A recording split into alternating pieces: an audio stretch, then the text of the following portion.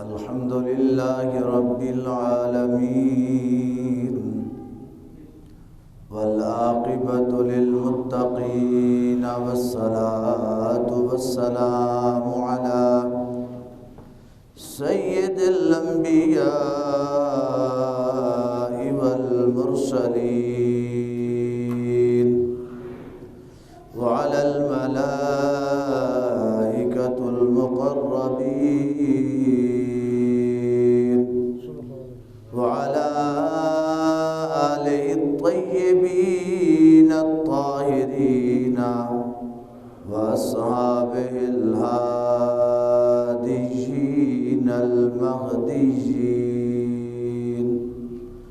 أما بعد فأعوذ بالله من الشيطان الرجيم.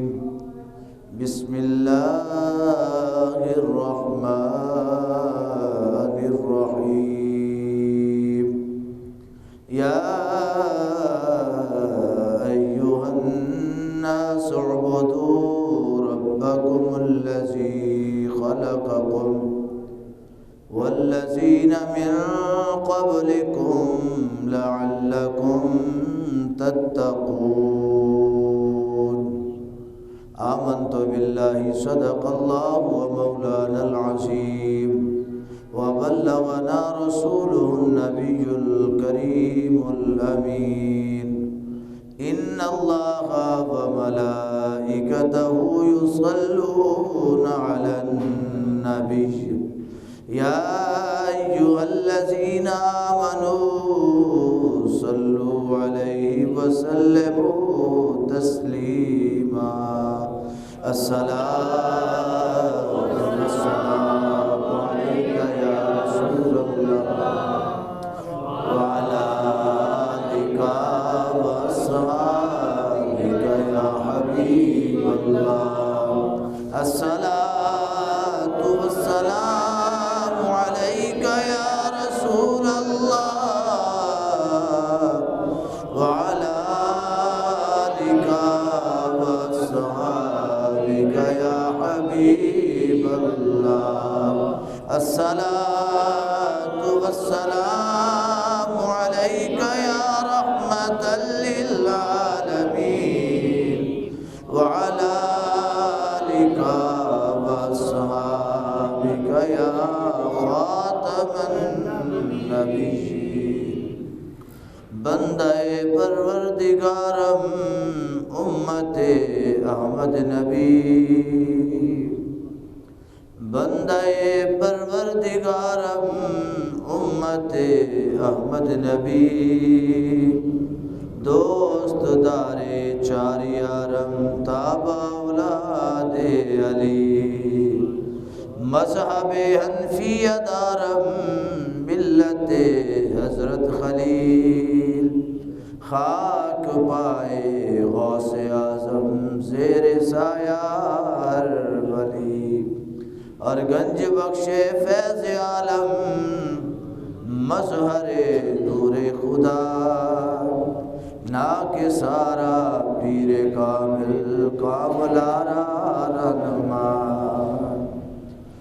حمد و ثنا کے بعد میرے انتہائی واجب الاحترام دوستوں بزرگوں،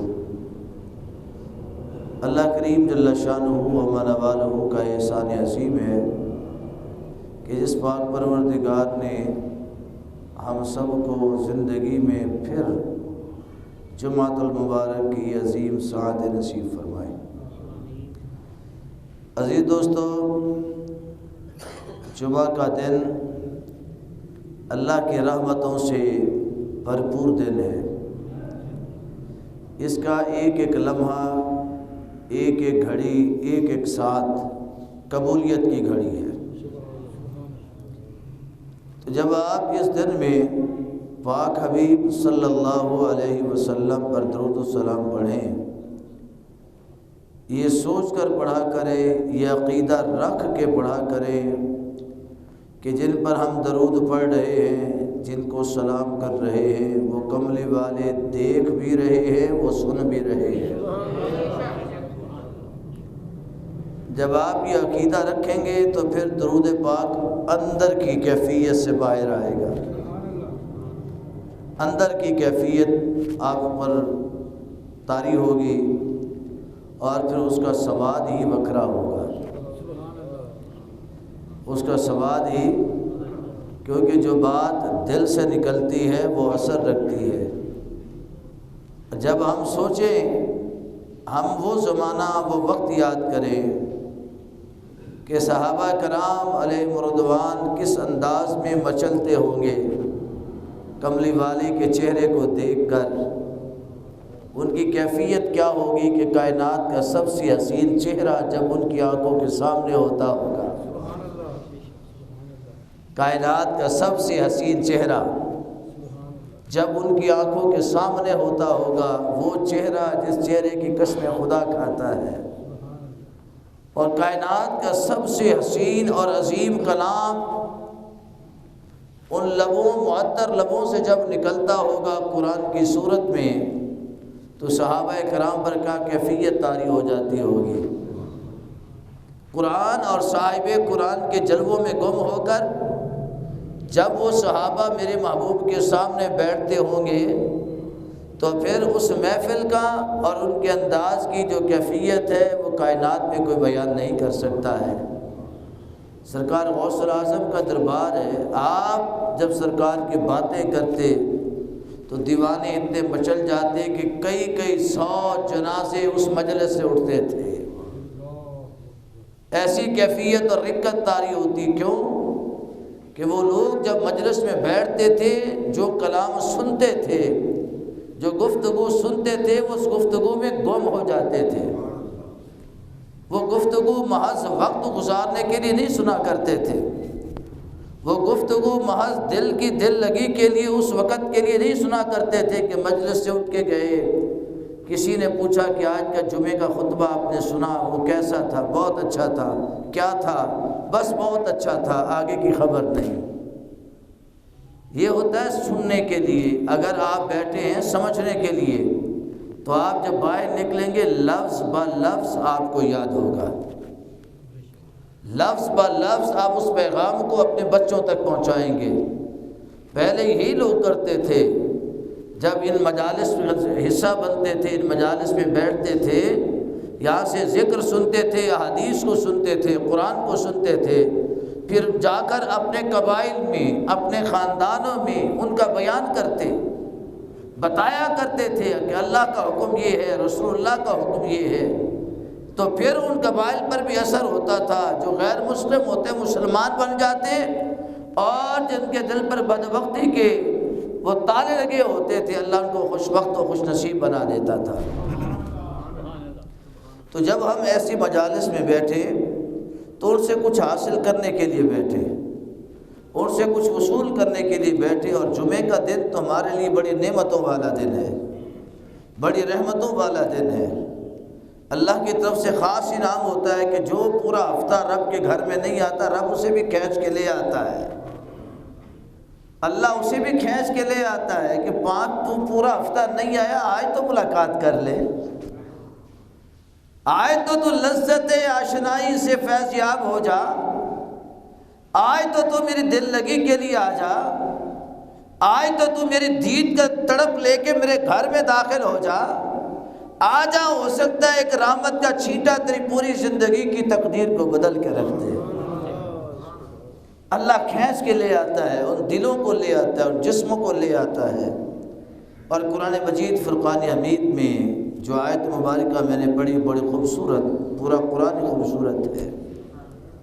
اللہ رب العزت نے فرمایا یا ایھا الناس اعبدوا ربکم الذی، اے لوگو تم اپنے رب کی عبادت کرو، اپنے رب کی عبادت کرو، اپنے رب کی عبادت کرو، اپنے اللہ کی عبادت کرو، وہ رب جس نے تمہیں پالا ہے، بے پہچانی چیز کو پہچان دی ہے، لا شعور کو شعور عطا فرمایا ہے، نا سمجھ کو سمجھ عطا فرمائی ہے، بے دید کو دید عطا فرمائی ہے، بے فہم کو فہم عطا فرمائی ہے، بے ادریک کو ادراک حاصل کیا ہے، لا حاصل کو حاصل عطا فرمایا ہے۔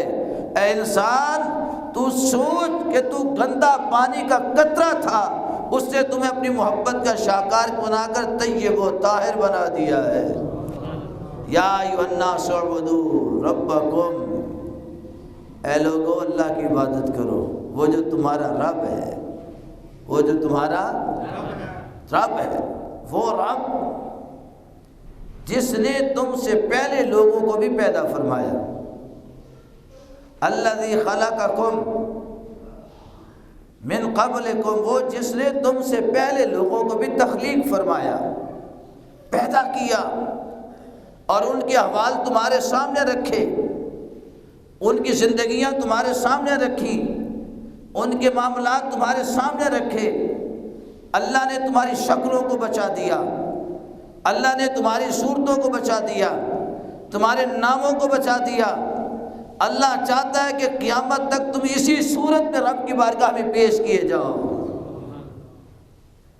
قریش مکہ تھے نا، قریش مکہ، ابن اسحاق نے ابن ہشام سے، ابن ہشام نے عروہ سے، عروہ نے آگے زبیر سے، زبیر نے آگے پھر صحابہ کرام رضوان نے اس کو روایت کیا۔ یہ بڑی طویل ترین حدیثیں ہیں، متعدد حدیث پاک، البدایہ والنہایہ کے اندر اس حدیث کو کوٹ کیا گیا، اور بہت سارے سیرت کی کتابوں میں اس حدیث کو کوٹ کیا گیا، تاریخ ابن کثیر کے اندر اس حدیث کو کوٹ کیا گیا کہ اہل مکہ کو جب پاک نبی صلی اللہ علیہ وسلم نے اسلام کی دعوت دی، اسلام کی تبلیغ فرمائی، اور لوگوں سے کہا لوگوں اللہ والے ہو جاؤ، اللہ والے ہو جاؤ، اللہ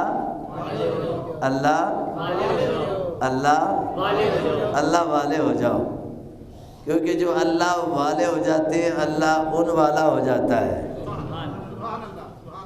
جو اللہ والے ہو جاتے ہیں اللہ والے ہو جاؤ۔ پاک نبی صلی اللہ علیہ وسلم نے اعلان فرمایا اللہ کو اپنا معبود سمجھو، اس کے سوا کوئی عبادت کے لائق نہیں، اور میں اللہ کا رسول ہوں، میں اللہ کا رسول ہوں، اور آخری رسول ہوں، میرے بعد کوئی رسول نہیں آئے گا۔ اللہ نے مجھے اس لیے بھیجا ہے، باقی رسول آئے وہ ایک ایک علاقے کے لیے مخصوص تھے، ایک ایک قوم کے لیے مخصوص تھے، ایک ایک خطے کے لیے مخصوص تھے۔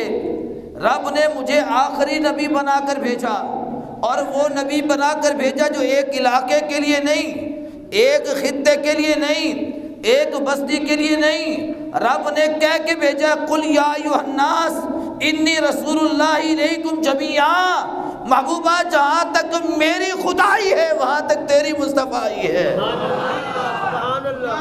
تکبیر، نعرہ رسالت، نعرہ رسالت، تاجدار ختم نبوت، زندہ باد، زندہ باد۔ فرمایا محبوبہ جہاں تک میری خدائی ہے وہاں تک تیری مصطفائی ہے، ایک قوم اور قبیلے کے لیے نہیں۔ تو اس کے لیے چاہیے تھا جب اقوام عالم کے لیے رسول بنا کے بھیجا ہے، اقوام عالم کے لیے نبی بنا کر بھیجا ہے، تو پھر بولی بھی ہر ایک کی آنی چاہیے، کوئی کس بولی میں، کوئی کس زبان میں، کوئی کس زبان میں۔ تو رب ذوالجلال نے فرمایا محبوبہ آپ کو ایک قوم کے لیے نہیں، پورے اقوام کے لیے، پورے عالمین کے لیے نبی بنا کر بھیجا ہے۔ آپ کے پاس شام کے لوگ آئیں گے، آپ ان کی زبان بھی سمجھیں گے، آپ کے بعد عرب کے لوگ آئیں گے، آپ ان کی زبان بھی جانیں گے، عجم کے لوگ آئیں گے، ان کی زبان بھی سمجھیں گے۔ محبوبہ انسان تو انسان، جس قسم کا حیوان بھی آئے گا آپ اس کی بولی جانیں گے بھی، اس کی فریاد کو مانیں گے بھی۔ وہ اتنے عظیم نبی ہے۔ میرے آقا ایک باغ میں تشریف لے گئے نا، انصاری کے باغ میں، لوگ بڑے پریشان ہیں، ہلچل مچی ہوئی ہے باغ کے اندر، بڑی ہلچل مچی ہوئی ہے۔ پاک نبی صلی اللہ علیہ وسلم تشریف لے گئے، فرمایا پریشان کیوں ہو؟ عرض کی یا رسول اللہ صلی اللہ علیہ وسلم فلاں انصاری کا اونٹ ہے، بپھر گیا ہے، پاگل ہو گیا ہے، جو اس کو پکڑنے جاتا ہے اس کو کاٹ دوڑتا ہے، اس کو زخمی کر دیتا ہے، کئی بندے زخمی کر دیے، وہ مجنون ہو گیا ہے۔ میرے کریم فرماتے ہیں کہاں ہے وہ اونٹ؟ عرض کیا رسول اللہ وہ سامنے ہے۔ بڑے رسے ڈالے، رسے تڑوا ڈالے اس نے، کسی کو قریب نہیں آنے دیتا۔ آقا فرماتے ہیں تم دور ہٹ جاؤ، میں جانوں اور یہ اونٹ جانے۔ صحابہ کرام عرض کرتے ہیں یا رسول اللہ صلی اللہ علیہ وسلم یہ آپ کو نقصان پہنچائے گا، یہ آپ کو نقصان پہنچائے گا۔ فرمایا کہ رب کائنات نے قرآن میں کہا واللہ یعصمک من الناس، اے محبوبہ تیرا محافظ میں ہوں۔ پوری کائنات کے اندر یہ حشرات الارض کیا، انسان کیا، کوئی چیز تمہیں تکلیف نہیں دے سکتی، یہ تو تیری ذات تو تیری ذات ہے۔ محبوبہ سفینہ جیسے تیرے غلام بھی اگر جنگل کے درندے شیر کو بتا دیں گے کہ محمد کا میں غلام ہوں تو وہ درندے بھی تیرا حیا ان کا حیا کریں گے۔ فرمایا کہ تم کوئی پیچھے ہٹ جاؤ۔ اب صحابہ کرام یا رسول اللہ صلی اللہ علیہ وسلم وہ نقصان دے گا، فرمایا پیچھے ہٹ جاؤ۔ سارے پیچھے ہٹ گئے۔ آقا علیہ السلام آگے تشریف لے گئے۔ کملی والے جب اونٹ کے سامنے گئے، میرے قریب نے اس اونٹ کو بلایا، یا جمل تعال یا جمل، سرکار نے بلایا ہے اونٹ میرے قریب آؤ۔ جب میرے قریب نے بلایا تو اونٹ سر کو جھکاتا ہوا کملی والے کے قدموں پہ گر پڑا، آقا کے قدموں کے بوسے لے رہا ہے، آقا کے قدموں کو چوم رہا ہے۔ صحابہ حیران ہو گئے، عرض کیا رسول اللہ یہ کسی کو نیڑے نہیں آنے دیتا تھا۔ فرمایا یہ مجنون اونٹ بھی سمجھتا ہے کہ میں اللہ کا رسول بھی ہوں، اللہ کا نبی بھی ہوں۔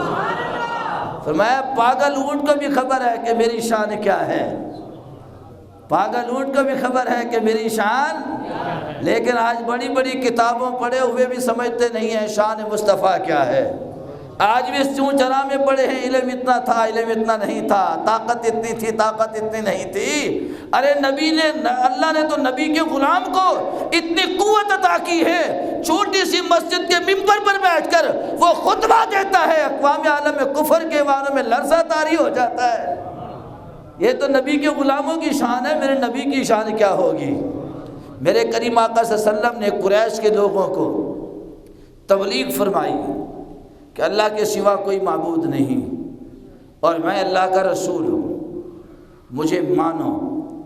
تو اب قریشی لوگ جو ہیں وہ بڑے جنگجو اپنے آپ کو سمجھتے تھے، اور ان میں سب سے بڑا بدماش جو تھا وہ ابو جہل تھا، سب سے بڑا بدماش۔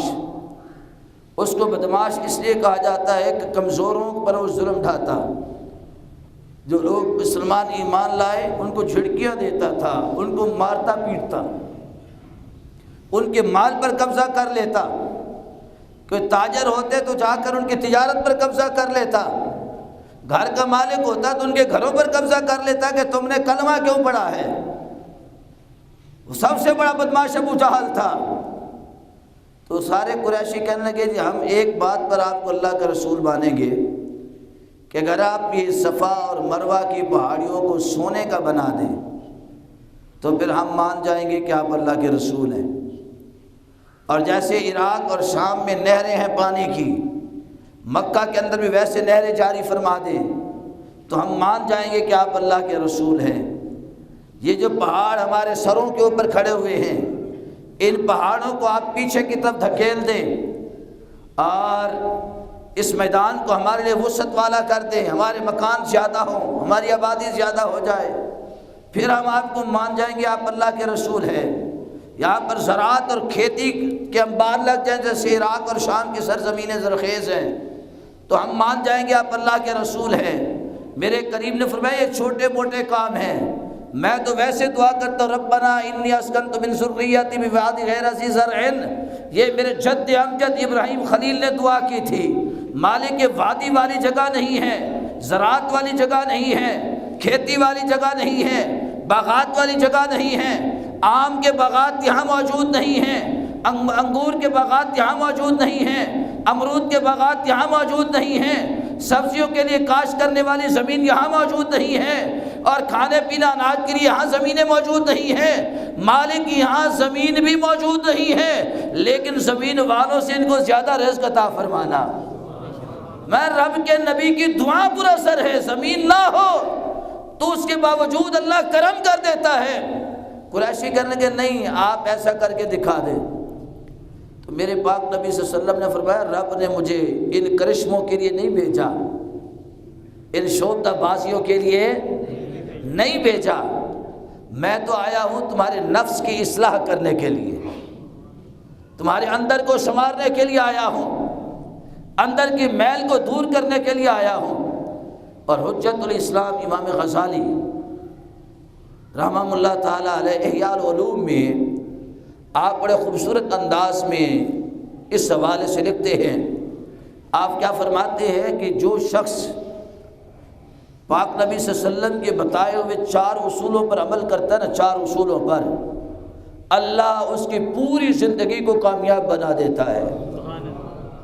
فرمایا کہ جب 4 اصولوں پر انسان عمل کرنا شروع کر دیتا ہے، یا تو تھوڑے عرصے میں اللہ ولایت کی مہر لگا دیتا ہے، یا تھوڑے زیادہ یا عمر کے درمیانی حصے میں اللہ ولایت عطا فرماتا ہے، یا مرنے سے پہلے پہلے رب اس کو بتا دیتا ہے کہ تو میرا ولی ہے، میں تیرا ولی ہوں۔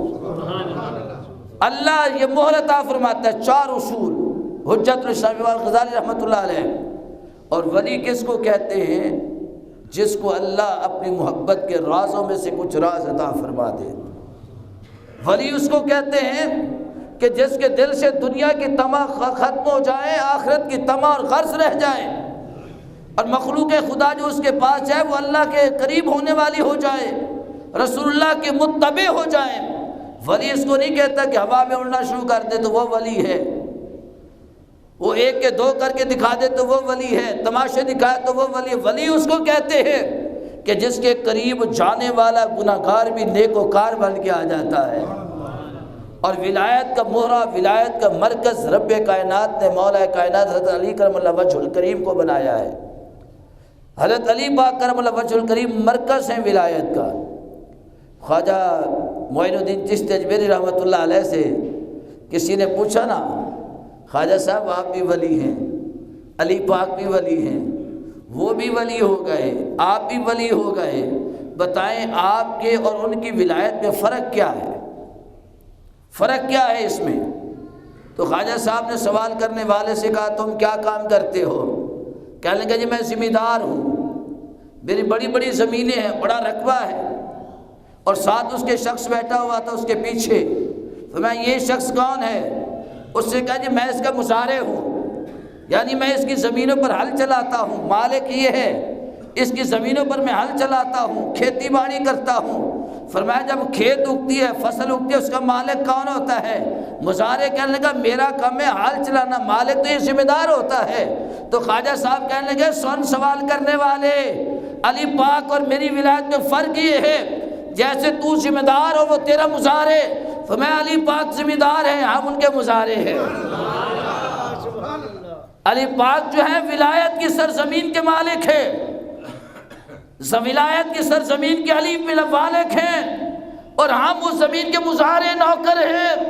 ہمارا کام ہے ولایت کی سرزمین کے اوپر ہل چلاتے رہنا، اور اس میں جو فصل اگتی ہے، جتنے ولی پیدا ہوتے ہیں، جو فصل اگتی ہے وہ علی پاک کی ملکیت ہوتی ہے۔ اب ان کی مرضی، جسے چاہے دے دے، جسے چاہے نہ دے دے۔ ہمارا کام ہے اس کھیتی میں صرف ہل چلاتے رہنا۔ ہمارا کام کیا؟ اس کھیتی میں صرف ہل چلاتے رہنا۔ اصل کام تو علی پاک کا ہے، جس کو مرضی بانٹ دیں۔ تو 4 اصول بتائے امام غزالی نے، لیکن بہت بڑے یہ امام ہیں، امام غزالی بہت بڑے امام ہیں وقت کے، اور رموز و اسرار سے واقف امام ہیں، ولی کامل۔ آپ کا دربار پاک سرکار غوث پاک کی مزار سے باہر نکلے نا، تھوڑا سا مین لنگر خانے سے ہوتے ہوئے، لنگر خانے کے بالکل پیچھے والی سمت میں امام غزالی کا مزار پاک ہے۔ ہم جب گئے نا یہاں سے عراق، دل میں یہ خیال تھا اتنا بڑا نام ہے امام غزالی کا، حجت الاسلام ہے، بہت بڑا مزار ہوگا، لیکن دیکھ کر بڑا افسوس ہوا یہ جو اب حالات پیدا ہوئے کہ ان کے مزار کو بالکل ایک نکر میں لگا دیا گیا، آگے لوگوں کے مکان بنا کر اس کو بند کر دیا، تالے لگا دیے، پتہ نہ چل سکے کہ امام غزالی کا مزار کہاں ہے۔ ہمارے پاس تو چونکہ میپ پورے موجود تھے، پوری فائلیں تھیں، ہم وہاں پہنچ گئے تو وہ امام غزالی رحمۃ اللہ علیہ اتنے عظیم امام تھے کہ ان کے پیچھے نماز پڑھنے والوں کو بھی تصرف ہو جاتا تھا، پتہ چل جاتا تھا کہ امام جو نماز پڑھ رہا ہے اس کے دل کے اندر کیا چل رہا ہے۔ اتنے بڑے امام تھے، صاحب تصرف امام تھے۔ ایک دن نماز پڑھا رہے ہیں، آپ کے چھوٹے بھائی آپ کے پیچھے نماز پڑھنے کے لیے کھڑے ہو گئے، پیچھے نماز پڑھنے کھڑے ہو گئے۔ آپ جب سجدے میں گئے تو چھوٹے بھائی صاحب نماز چھوڑ کے چلے گئے، گھر چلے گئے۔ نماز ختم ہوئی تو لوگوں میں چہمگوئیاں شروع ہو گئی، باتیں شروع ہو گئیں۔ عراق کے لوگ، بغداد کے لوگ باتیں کر رہے، دیکھو جی سگا بھائی نماز چھوڑ کے چلا گیا ہے، کوئی گڑبڑ لگتی ہے۔ تو امام غزالی اپنے گھر پہنچے، آپ کا نام تھا امام حامد غزالی، آپ کے بھائی کا نام تھا امام محمد غزالی۔ آپ اپنی اماں کے پاس ہیں، اماں دیکھیں بھائی نے کیا کام کیا، چھوٹا ہو کر لوگوں کے درمیان وہ چہمگوئیاں کروا رہا ہے، لوگ باتیں کر رہے ہیں کہ نماز میں چھوڑ کے چلا گیا ہے۔ تو ماں نے بلایا، پوچھا تو نے نماز کیوں چھوڑی؟ بھائی کے پیچھے نماز پڑھ رہے تھے، نماز کیوں چھوڑ دی؟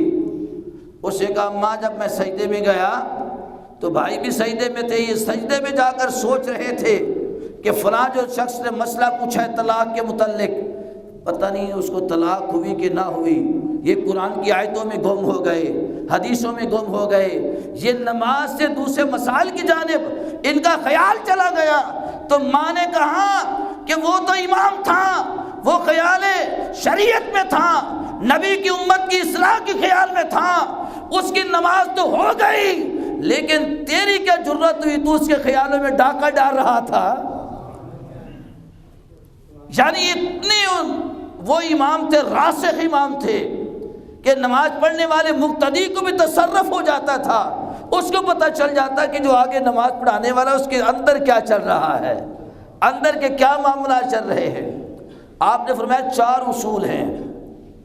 ایک پہلا اصول ہے مشارطہ۔ مشارطہ کہتے ہیں کہ آپ روزانہ صبح اٹھیں، اپنے نفس کے ساتھ شرط لگائیں۔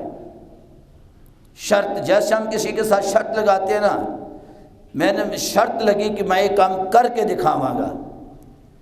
کسی کام کے متعلق دوستوں میں بات ہو رہی ہو تو شیخی میں بندہ کہتا ہے، اور اس کو اپنے کانفیڈنس کے حوالے سے کہتا ہے کہ میں شرط لگا تو یہ کام کر کے دکھاؤں گا، اور دوسرا کہتا ہے کہ تو ہار جائے گا، تو یہ کام نہیں کر سکتا، تو یہ کام نہیں کر سکتا، کہتا نہیں میں کر کے دکھاؤں گا۔ پھر بندہ جتن لگاتا ہے، کوشش کرتا ہے اس کام کو کرنے کی، اور بندہ پھر اس کام میں کامیاب بھی ہو جاتا ہے چونکہ شرط لگا چکا ہوتا ہے۔ تو امام غزالی فرماتے ہیں رحمہ اللہ علیہ کہ جب تو صبح اٹھے تو اٹھ کر اپنے نفس کے ساتھ شرط لگا کہ آج پورا دن میں گناہ نہیں کروں گا۔ تیرا نفس کہے گا تو کمزور ہے، تو گناہ کرے گا، تو کہ نہیں میں جس کا امتی ہوں وہ بڑا ڈاڈا اور طاقتور نبی ہے۔ اپنے نبی پر تو اپنا پختہ یقین رکھ، اپنے رب پر تو پختہ یقین رکھ کہ جس رب کو میں ماننے والا ہوں، اعوذ باللہ من الشیطان الرجیم پڑھ کر میں نے اپنے آپ کو اس کی پناہ میں دے دیا ہے، وہ میرا محافظ و نگہبان ہے، اور اتنا بڑا محافظ و نگہبان کہ بڑی سے بڑی پریشانی کے عالم کے اندر مجھے محفوظ فرما لیتا ہے، وہ سب سے قوی اور طاقتور ہے۔ فرمایا تو نفس کے ساتھ شرط لگا، نفس تجھے ابھارے گا، تو گناہ کر لیکن طاقتور ہو جا، صبح سے لے کر شام تک اس کی ایک بات نہ مان، سارا دن تو وہ کام کر جو اللہ چاہتا ہے، اللہ کا حبیب چاہتا ہے۔ آسان ہو نماز پڑھنے کے لیے دوڑ پڑھ، نماز پڑھ، پھر قرآن کی تلاوت کرنا شروع کر دے، کاروبار کے لیے بڑھ رہا ہے تو اللہ کا ذکر کرتا رہے، رزق کی حلال کما، حرام سے محفوظ رہے، لوگوں سے کھٹی بات کرنے کی بجائے میٹھی بات کر۔ تھوڑا سا لوگوں کو یوں بازو بھی لگ جاتا ہے، ہم کہتے ہیں تیری ایسی دی تیسی، تو بینوں اپنے باں مار چھڑی، کوڑی مار چھڑی، اس پہ جھگڑے شروع ہو جاتے ہیں، پانی کی چھینٹ پڑنے پر جھگڑے شروع ہو جاتے ہیں۔ فرمایا تو اپنے نفس کے ساتھ قابو ہو جا، مضبوط ہو جا، شرط لگا لے۔ فرمایا کہ جب شام ہوگی تو اللہ تعالیٰ تجھے کامیابی عطا فرما دے گا۔ اور دوسرا ہے مراقبہ۔ مراقبہ کہتے ہیں کہ اپنے اندر غور کرنا کہ میں نے اپنے آپ کو گناہ سے بچایا اور کتنا بچایا ہے، اور کیسے بچاؤں، تدبیر کرنا۔ اپنے اندر غور کرنا، کہیں کوئی ایسی غلطی تو نہیں جو میرے اندر موجود ہے، اس غلطی کو دور کرنے کے لیے تدبیر کرنا۔ مراقبہ کہتے ہیں غور و فکر کو۔ آپ کسی ایک بات کو ذہن میں رکھ کے دل میں بٹھا کر آپ غور کرتے ہیں نا، دھیان لگاتے ہیں، تو اللہ تعالیٰ اس کے لیے آپ کی راہیں کھول دیتا ہے، اس کے لیے آپ کی راہیں اللہ تعالیٰ کھول دیتا ہے۔ آپ مستغرق ہو جائے اپنے اس خیال تصور کے اندر، دنیا کے خیال میں مست ہوں گے تو بندہ کہاں سے کہاں چلا جاتا ہے۔ امام حضرت شیخ سعدی شیرازی رحمۃ اللہ علیہ مراقبے کی کیفیت میں ہیں۔ دوست آ گئے، کوئی ادھر سے جھنجھوڑ ہے، کوئی ادھر سے جھنجھوڑ ہے، آپ اسی کیفیت میں ہیں، آپ اسی مستی میں ہیں۔ کچھ دیر کے بعد آپ اس کیفیت سے باہر آتے ہیں۔ دوستوں نے پوچھا سعدی ہم نے تجھے اٹھا کے ادھر پھینکا ادھر پھینکا، تیری کیفیت نہ بدلی، کیا معاملہ تھا؟ کہا کہ میں مراقبے کی کیفیت میں تھا۔ تو نے مراقبے کے اندر دیکھا کیا؟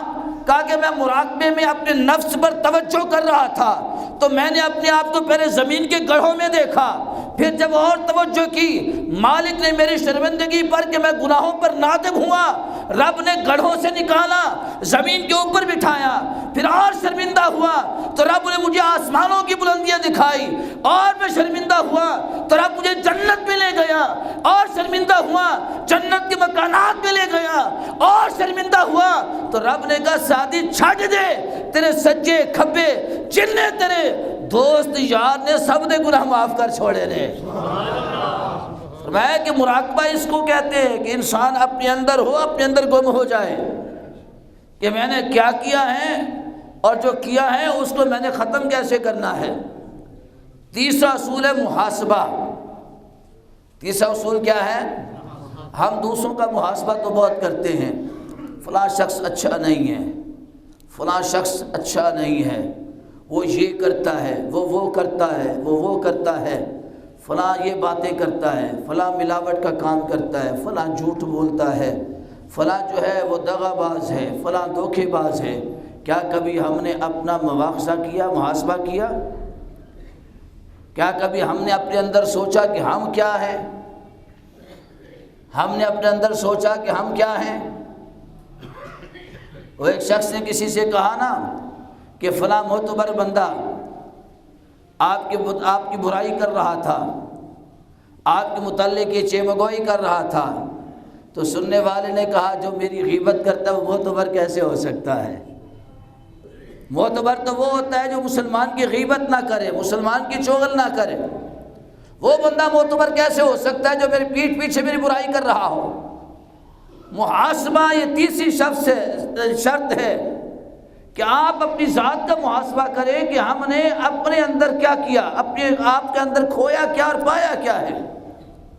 اپنے وجود کا محاسبہ کریں کہ سارے دن میں کیا مجھ سے کسی کو تکلیف پہنچی ہے یا تکلیف دور ہوئی ہے، میری وجہ سے کسی کا درد ختم ہوا یا درد بڑا ہے، آج میں نے کسی کا حق تو نہیں کھایا، آج میری وجہ سے کسی کا دل تو نہیں دکھا، آج میری وجہ سے کسی کو تکلیف تو نہیں ہوئی، آج جو میں نے کمائی کی ہے کیا کمائی پیور رزق حلال کی ہے کہ حرام کی ہے، آج میں نے بچوں کو نوالا کون سے کھلایا ہے، بچوں کی تربیت میں نے رسول اللہ کے فرمان کے مطابق کی ہے یا رسول اللہ کے فرمان کے الٹ کی ہے، بچوں کو میں نے ادب سکھایا رسول اللہ صلی اللہ علیہ وسلم کا، بچوں کو میں نے عشق سکھایا نبی پاک صلی اللہ علیہ وسلم کا، بچوں کو میں نے یہ بتایا کہ مال جان اولاد سب سے بڑھ کر جو عزت ہے وہ میرے رسول کی عزت ہے، میرے آقا کی عزت ہے۔ انسان اپنا محاسبہ کرے، دن بھر کا خود کا محاسبہ کرے۔ جب ہم اپنا محاسبہ کریں گے تو یقین جانے ہمیں کسی کے اندر کوئی برائی نظر نہیں آئے گی، کسی کے اندر کوئی برائی نظر۔ آقا کیا فرماتے ہیں؟ المومن مرآۃ المومن، مومن مومن کا شیشہ ہے کہ جب بھی آپ کسی کا چہرہ دیکھیں گے تو آپ کو اس کا چہرہ نظر نہیں آئے گا، اس کے اندر اپنی ہی تصویر نظر آئے گی۔ اور بندہ اپنی تصویر میں کبھی کوئی عیب نکالتا ہے، کبھی کوئی نقص نکالتا ہے۔ جب انسان اپنا محاسبہ کرے گا تو پھر دوسرے کو دیکھے گا تو اپنی تصویر نظر آئے گی، پھر کبھی اس کا محاسبہ نہیں کر سکے گا، کسی پر تنقید نہیں کر سکے گا۔ تو میں کہ جب تو کسی کو دیکھے تجھے اپنی صورت نظر آئے تو سمجھنا کہ رب نے تجھ پر رحم کر دیا ہے۔ اور چوتھا اصول ہے مواخذہ۔ مواخذہ مواخذہ کہتے ہیں کوئی غلطی کر لی تو اس کی پکڑ کرنا، کوئی غلطی کر لی تو اس کی، یعنی دل بھر اگر میں نے اللہ کی نافرمانی کی ہے نا تو میں اس کی پکڑ کیسے کروں کہ جتنی میں نے وقت میں نافرمانی کی ہے اس سے ڈبل وقت میں اب اللہ کی عبادت کے لیے کمر باندھ لو۔ اگر سارا دن رب کی نافرمانی کی تو ساری رات پھر اللہ کی عبادت کرتا رہوں، ساری رات اللہ کو سجدہ کرتا رہوں، ساری رات مالک کو یاد کرتا رہوں، اس کو مواخذہ کہتے ہیں۔ اور پاک نبی صلی اللہ علیہ وسلم نے قریش والوں کو کہا کہ میں یہ کرشمے یا یہ شوکہ بازی کے لیے نبی بنا کر نہیں بھیجا گیا، میں تمہارے نفس کی اصلاح کے لیے نبی بنا کے بھیجا گیا ہوں۔ قرآن نے یہی کہا یا ایھا الناس اعبدوا ربکم الذی خلقکم والذین من قبلکم لعلکم تتقون۔